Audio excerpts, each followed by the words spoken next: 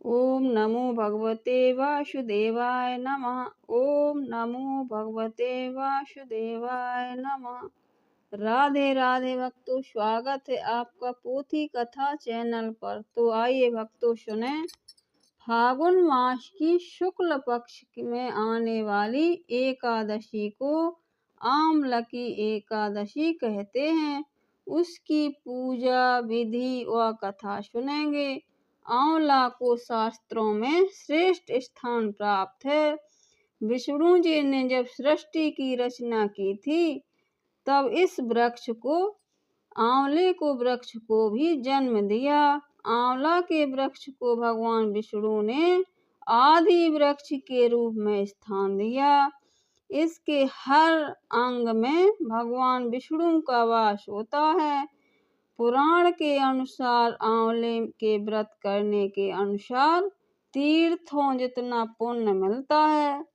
यह सभी व्रत करने से मनुष्य को मोक्ष की प्राप्ति होती है।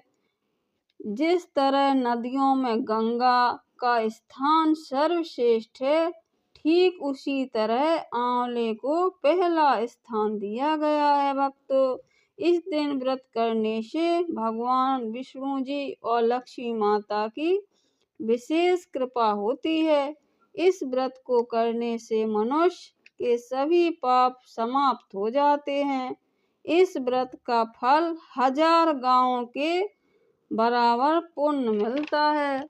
भगवान विष्णु ने कहा, जो मनुष्य मोक्ष का फल चाहता है उनके लिए फागुन मास शुक्ल पक्ष की एकादशी का व्रत बहुत ही उत्तम है। इस एकादशी को आमलकी एकादशी के नाम से जानते हैं। अब आपको एकादशी की पूजा विधि बताते हैं।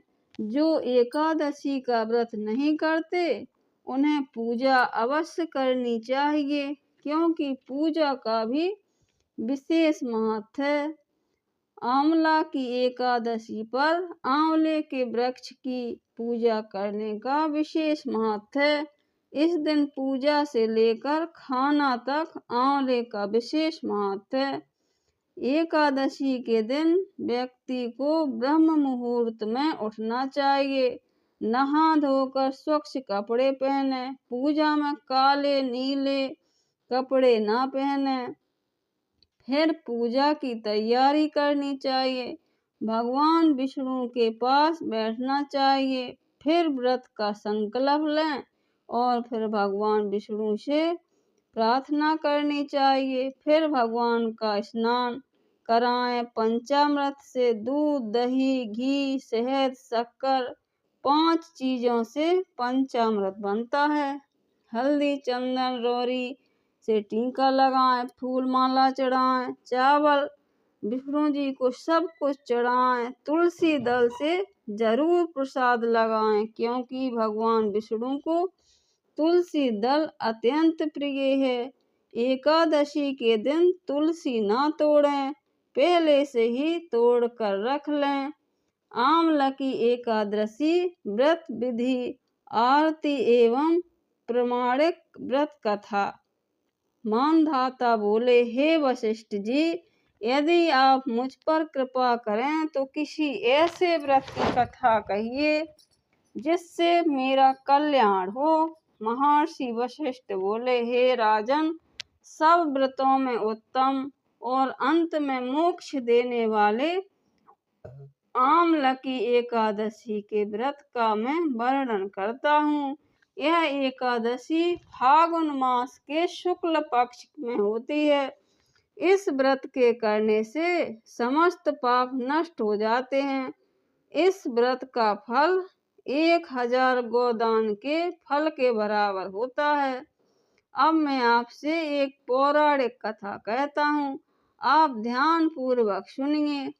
एक वैदिश नाम का नगर था, जिसमें ब्राह्मण, क्षत्रिय, वैश्य और शूद्र चारों वर्ण आनंद सहित रहते थे। उस नगर में सदैव वेद ध्वनि गूंजा करती थी तथा पापी, दुराचारी तथा नास्तिक उस नगर में कोई नहीं था। उस नगर में चैत्ररथ नाम का राजवंशी राजा राज्य करता था। वह अत्यंत विद्वान तथा धर्मी था।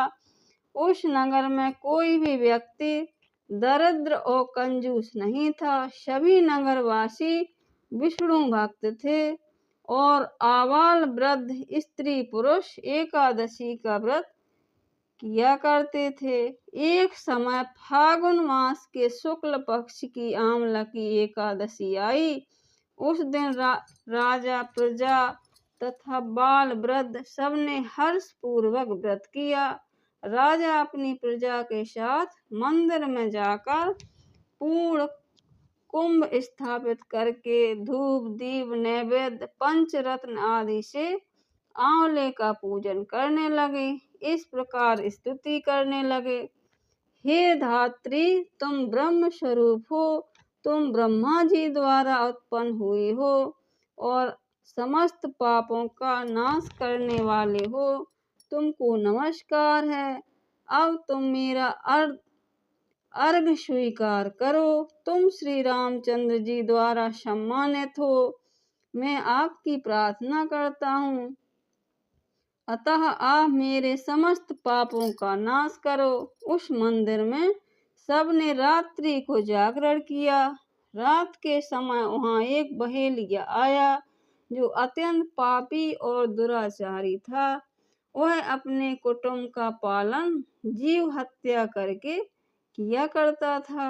भूख और प्यास से अत्यंत व्याकुल वह बहेलिया इस जागरण को देखने के लिए मंदिर के एक कोने में बैठ गया और विष्णु भगवान तथा एकादशी की कथा सुनने लगा।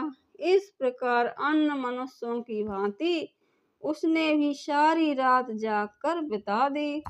प्रातः काल होते ही सब लोग अपने घर चले गए तो उस बहेलिया भी अपने घर चला गया।